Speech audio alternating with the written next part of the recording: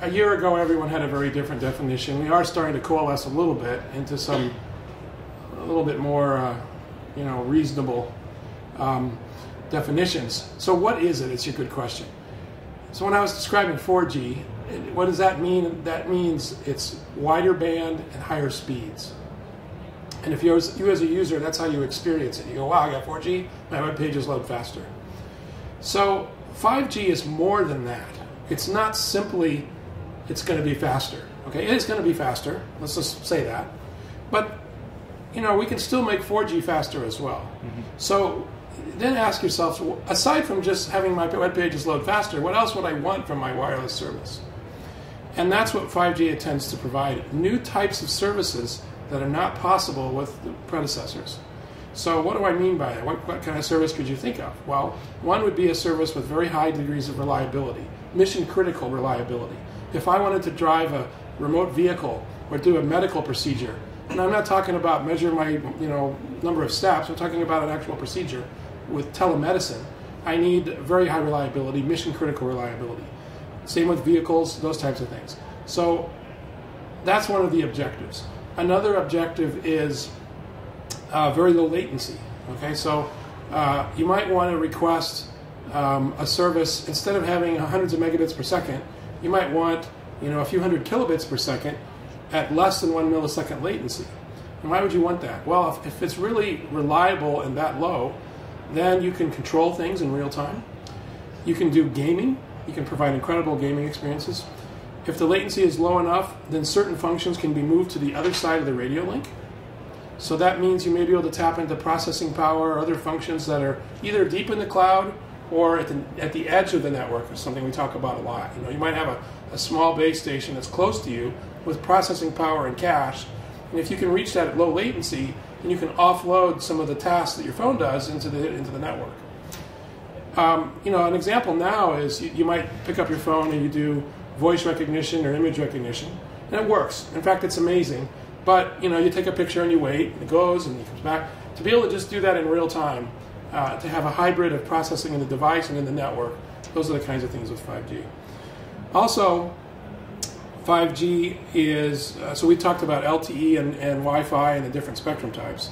So we're adding, you can think of LTU as something we've added to LTE after its inception. Yeah. Whereas 5G will be designed from the beginning to efficiently work across a whole variety of spectrum regulatory policies.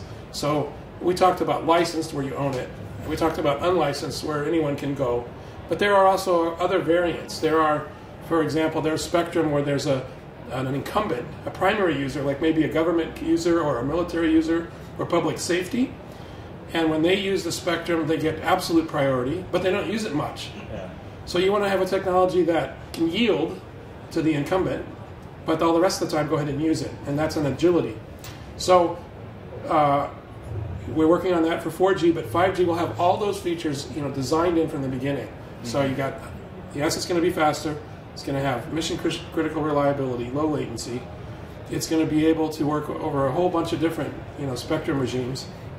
And two other important things is the ability to do multicast and direct peer-to-peer modes. Okay, those are things we added to 4G, but they will be inherently part of 5G.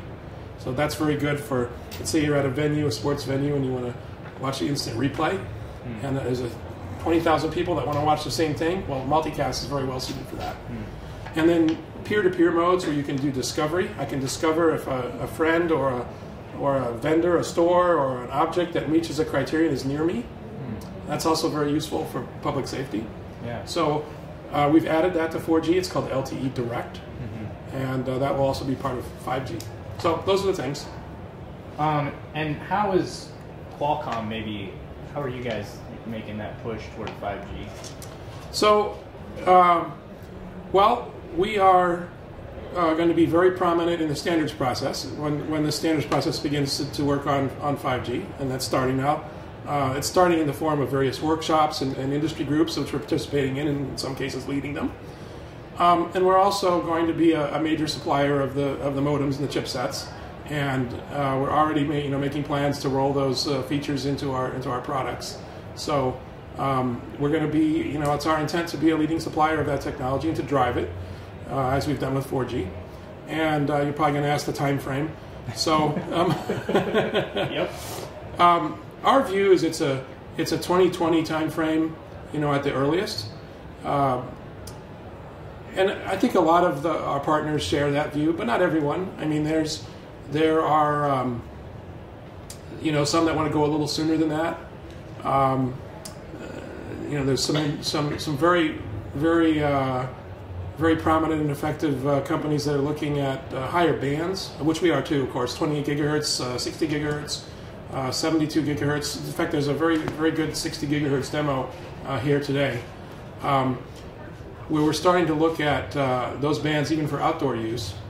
So that will be part of 5G. We don't consider that that isn't 5G. That's part of 5G. Mm-hmm. So in our mind, it's a 2020 timeframe sort of thing. When do you think you'll start having those conversations for the standards, or are you already having them? I think it's in an early phase right now. We are having them. Again, there are these workshops in various industry groups. It's not the case yet that someone has put a submission like here's my proposed text. That's probably still maybe a year, more than a year away, but not more than 2 or 3 years away. I mean, it's coming. It's definitely coming. So somebody proposes, and then you all get together, talk about it. Like, is it kind of like Congress getting together on a bill or something like that? In some sense, it is. I mean, you do want to. It's been our practice to build support. And to come in with a proposal with several partners, generally agreeing with the framework, and we also work with operators and everyone to try to build support and then go in that way. That's been effective for us.